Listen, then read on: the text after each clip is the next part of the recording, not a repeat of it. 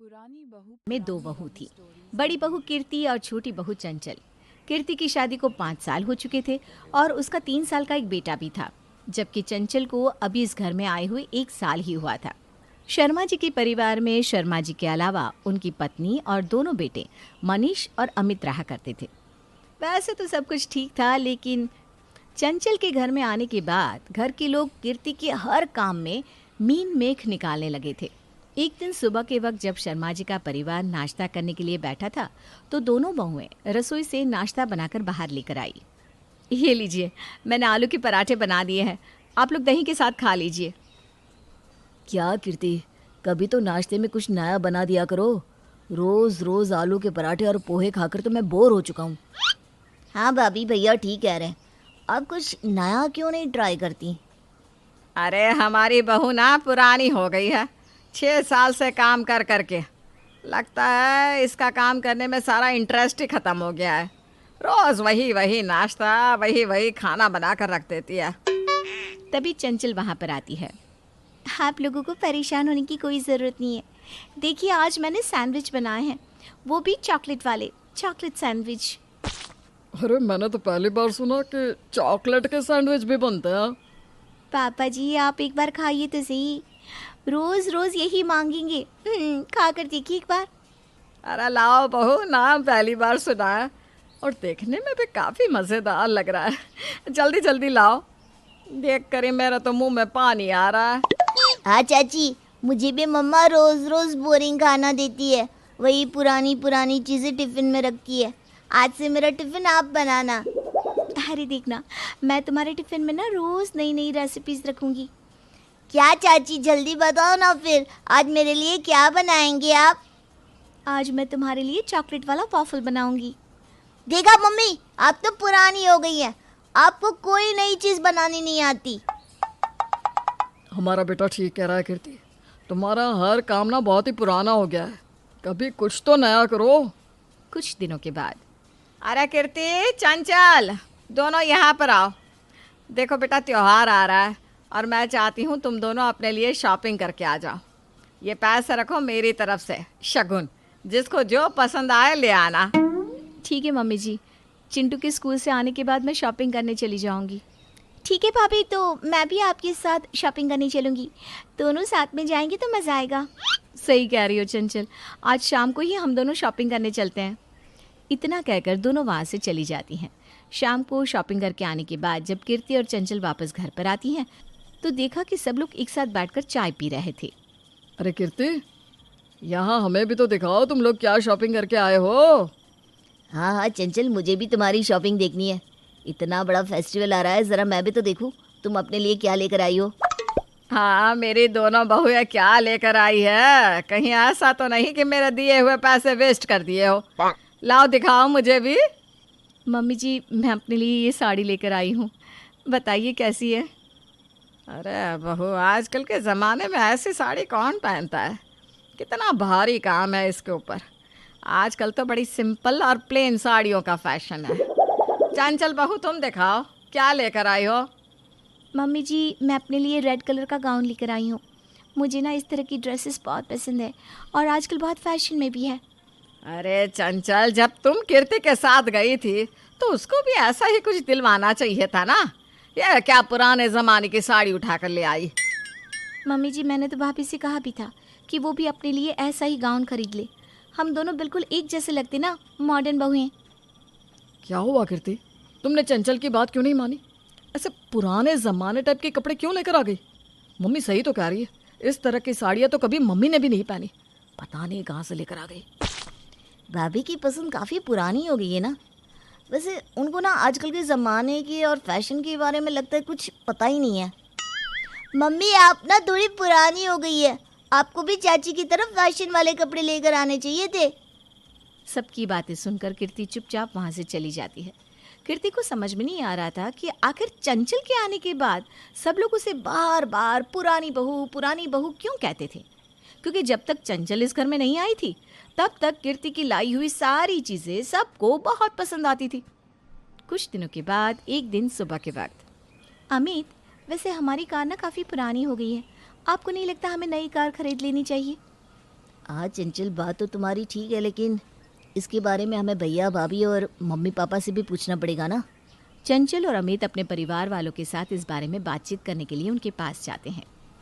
भैया, मैं सोच रहा था हम अपनी पुरानी कार बेचकर एक नई कार खरीद लेते हैं। हाँ बेटा, वैसे बात तो तुम्हारी ठीक है। कार काफ़ी पुरानी हो गई है और हमें एक बड़ी गाड़ी चाहिए। घर में इतने सारे लोग हैं, छोटी कार से प्रॉब्लम होती है। हाँ, तुम्हारी मम्मी ठीक कहती है। एक बड़ी कार खरीद लो ताकि अगर सबको कहीं एक साथ बाहर जाना हो तो आराम से उसमें बैठ कर जा सके। लेकिन वो हमारे घर की पहली कार है, हम उसे कैसे बेच सकते हैं? एक काम करते हैं ना, उस कार को भी रख लेते हैं और एक बड़ी कार खरीद लेते हैं। कीर्ति, लेकिन 2 कार का करेंगे क्या? कभी अगर सबको नहीं जाना हुआ तो छोटी कार को यूज़ कर सकते हैं, और जब सबको एक साथ जाना होगा तो बड़ी कार में जा सकते हैं। अरे बहू, लेकिन वो कार बहुत पुरानी हो चुकी है। थोड़े दिनों बाद तो उसकी कोई कीमत भी नहीं मिलेगी। लेकिन मम्मी जी, वो इस घर की पहली और सबसे पुरानी कार है और मुझे तो उससे बहुत ज़्यादा इमोशनल अटैचमेंट भी है। भाभी, आपकी बातें सुनकर लगता है आपको सारी पुरानी चीज़ों से बहुत इमोशनल अटैचमेंट है। क्या मम्मी, आपकी पसंद तो पुरानी हो ही गई है, अब आपको घर की पुरानी चीजें भी अच्छी लगने लगी। देखो कीर्ति, एक कार है और तुम इतने पुराने ज़माने के लोगों की तरह बातें कब से करने लगी? अरे अब तो मम्मी पापा भी कह रहे हैं ना कि नई गाड़ी लाना है, तो फिर प्रॉब्लम क्या है? मैं तो उसी दिन कह रही थी ना कि शादी के 6 साल होने से ही हमारी बहू पुरानी हो गई है। पता नहीं आने वाले वक्त में इसका क्या होगा। क्या होगा मिसेस शर्मा की पुरानी बहू का? क्या वो फिर से बनेगी नई बहू? शर्मा जी के घर में नई बहू चंचल के आने से सब लोग घर की बड़ी बहू कीर्ति को पुरानी बहू कहने लगे थे। सबको चंचल के काम अच्छे और मॉडर्न लगते थे और कीर्ति की सारी चीज़ें पुराने ज़माने की लगती थी। इस बात से कीर्ति को अंदर ही अंदर काफ़ी बुरा लगता था, लेकिन वो किसी से कुछ नहीं कहती थी। कीर्ति का बेटा चिंटू भी बात बात पर अपनी मम्मी को पुराने ज़माने की कहने लगा था। एक दिन चिंटू के स्कूल में मदर्स डे का कंपटीशन था। मम्मी, आपको ना कुछ अच्छा सा करना होगा। मेरे स्कूल में मैम ने बोला है कि सब बच्चों की मम्मियों को कुछ ना कुछ करके दिखाना है। ठीक है बेटा, मैं कुछ न कुछ ज़रूर करूँगी। मम्मी, क्या हम चाची को भी अपने साथ मेरे स्कूल में ले जा सकते हैं? अरे क्यों नहीं बेटा, तो अपनी मैडम से परमिशन ले लेना। कह देना मेरी चाची बहुत अच्छी है और मेरे साथ मदर्स डे के फंक्शन में आना चाहती है। मुझे नहीं लगता कि तेरी मैम मना करेगी। अब ठीक कहती है दादी, अगर चाची भी मेरे स्कूल के फंक्शन में आएंगी ना, तो मैं अपने सारे दोस्तों को चाची से मिलवाऊंगा और उनको दिखाऊंगा कि मेरी चाची कितनी मॉडर्न है। हाँ चिंटू, तुम बिल्कुल ठीक कह रहे हो। तुम अपनी मम्मी और चाची दोनों को लेकर जाओ। अगर तुम्हारी मम्मी को कोई प्रॉब्लम आए तो कम से कम तुम्हारी चाची बात तो संभाल लेगी।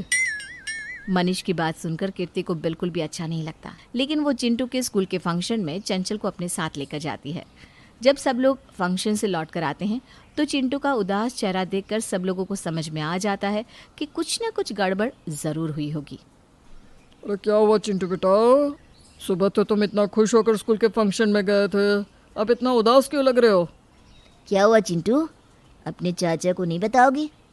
मेरा बेटा इतना उदास क्यों है? मैंने मम्मी से कहा था कि फंक्शन में कुछ अच्छा करना। अरे तो क्या कर दिया तुम्हारी मम्मी ने जिसकी वजह से इतने उदास हो?